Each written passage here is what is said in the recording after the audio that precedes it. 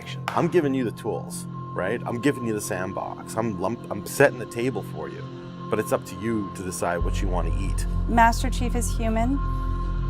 He's not a machine. He's not a set of armor with a big weapon. He's a human with resilience and courage. You know, and I was so looking forward to this moment because for Master Chief, you know, the stoic soldier, the man of few words, all that. But there was this progression, you know, in terms of his emotional side, even through the first 3 games. But this was going to be the great leap. What happens when that soldier starts to discover his humanity? We had to create a situation that was going to knock him out of his comfort zone. The Master Chief has settled into this comfort zone of being the hero. You know, it's interesting. Early on, we talked about the hero's journey, and like, how do you have a hero's journey when he's already a hero? What are the sacrifices that you need to make in order to preserve something as precious as humanity? The journey is the important part. The growth is the important part. And so really, where does he still need to go as a human? That became the key to not just the story of Halo 4, but the entire trilogy. We're really examining what sort of burdens a Guardian carries. In a lot of ways, the story that we're telling with Halo 4 is about putting Chief in circumstances where he's forced to change. He's forced to take stock of himself. In a way, Chief is a Guardian. Cortana is Chief's Guardian. The Forerunners were the Guardians of their own universe, and they might have to make a decision that not everyone is going to agree with and that some people might condemn.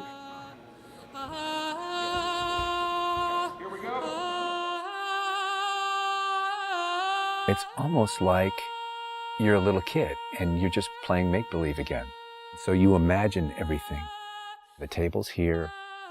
The plinth for Cortana is here. There's a window here. Ready, go.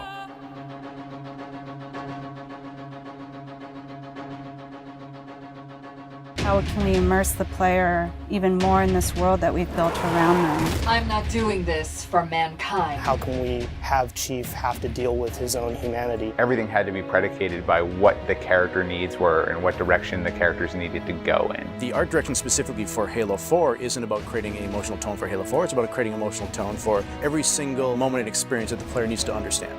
Similar to what we said is that, you know, we build what we need to see. We can't look too far this way, it starts to fall apart.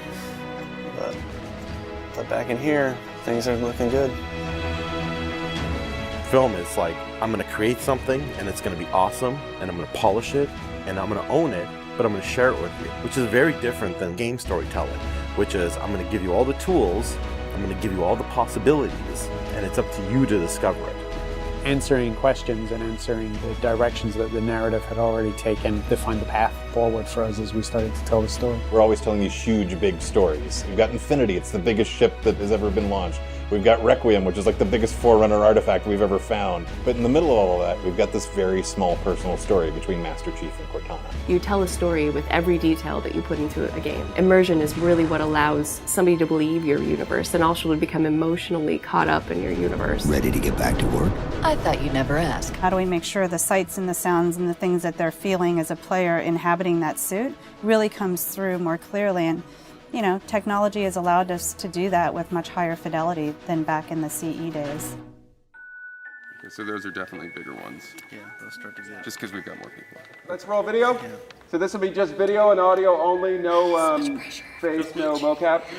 In that case, you won't mind if we return the favor. As we design these things, we put together the best plan. Until it actually touches an actor, it lacks humanity. Having the ability to work with the actors on stage, capturing their face, body, and voice at the same time, really gives us an opportunity to create an immersive experience for the actors. Working at Giant, we could have at least 8 actors in the same volume at the same time. And so the objects that they're acting around and the people that they're acting with, against, through, and toward are there in the scene with them.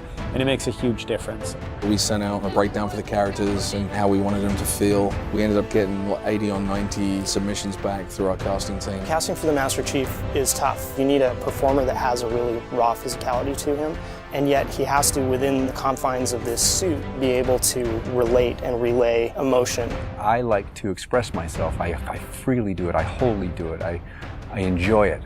And so pulling back on all of those instincts is what's required to play him. Imagine that translating to a 3D model with huge armor and making sure the personality of Chief's movement comes through that armor was really critical. And that really came down to Bruce's acting, his physical stature, and really his physicality as he went through all of the performance. You'll never see his face or hear his voice, but all of the other actors that are playing off of him have received so much from him in their performances, and I think that they would all agree with that.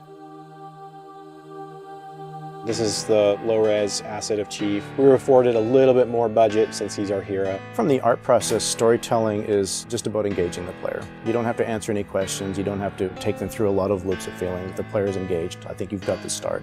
So Master Chief's a difficult one because he's a dude in a helmet. There's such a, particularly in science fiction, such a fantastic history of people being completely realized as people without having their face as a tool.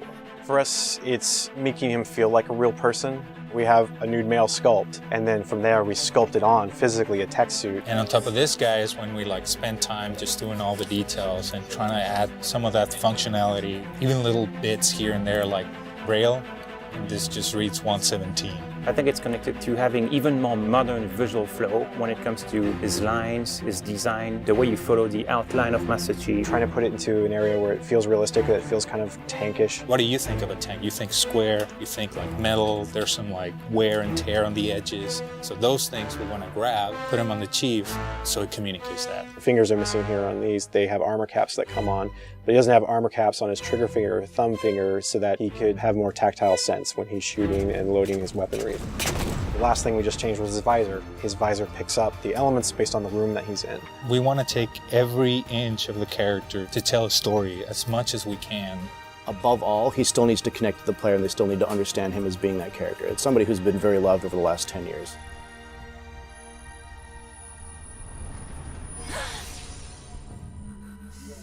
The irony here, right, is that we have a character who's not human at all in Cortana. I was put into service 8 years ago. She is the most human character that we have in the story. Right? She's struggling with her own mortality. AIs deteriorate after 7, Chief. That's something that everybody struggles with. That's the most, human it gets. If we can just get back to Earth and find Halsey, she can fix this. Everyone has to figure out what it means to die. She's strong, she's convicted. She herself is going through a really difficult time in understanding the things that are happening to her. We were looking for somebody who really could bring just fire and stuff that's required for some of those sequences. We needed to make sure we found someone that had some innocence to her, but also could be very strong at the same time. If you imagine that you could have 20 emotions at one time, she has that. I will not allow you to leave this planet! She's really the heart of the game and the heart of Master Chief and explains what's going on and why it's a problem. I didn't mean to. I didn't mean to do that. Cortana is certainly our biggest human connection, I think, with the entire story. How can we see these subtle details in her facial structure? It's the Forerunner symbol for reclaiming. So this is the baseline where we started from Cortana, and then we go through and tweak and modify, having all these different elements moving throughout her that make her feel alive constantly. We wanted to make it to where you could have code flow lines start from every digit from her toes to her hands, and then be able to flow all the way up into her head. What you experience is her taking care of you as a player from a gameplay perspective, but I think you also start to get a sense of how she takes care of the human side of Chief. Wake me when you need me. They spotted us. Bringing Jen and Steve in and having them layer their voices over the character performances in the cinematics, that just brought the whole experience together. You look at just the number of lines that the Chief has had over the course of the franchise, and it's not a lot. How much firepower would you need? And yet people will immediately call you out on the Master Chief's voice being something very distinctive and important to them. The funny thing is that they've had this off-screen chemistry because they didn't actually meet until last year. Not only is this the first time they've ever sat together on a panel, this is the first time they've ever been in the same room or even met. So seeing them meet and seeing them have that chemistry in real life and seeing how they acted together in scenes, just felt like we just missed this opportunity for all these years to actually get them together and get something even more memorable and more exciting out of them. In the beginning, they were great choices for those characters. Steve has this very stoic personality that comes through in his few words. The same way Jen's voice is confident and it's strong, but it can also be playful. You do know you don't have to wait until the last minute just to impress me, right? In many ways, Halo 4 is the first act. We want a player to be able to ask themselves what it is to be a hero. Is the sacrifice worth it? I often think of him as like Atlas, you know, like he's got the weight of the world on his shoulders all the time. Chief and Cortana are the same person, but she has always been the reflection of his humanity. People don't play Halo to watch a soap opera, and yet you don't want to just be kind of pulp. To me, it's a natural progression of this story, and it takes this relationship to the place it should go to.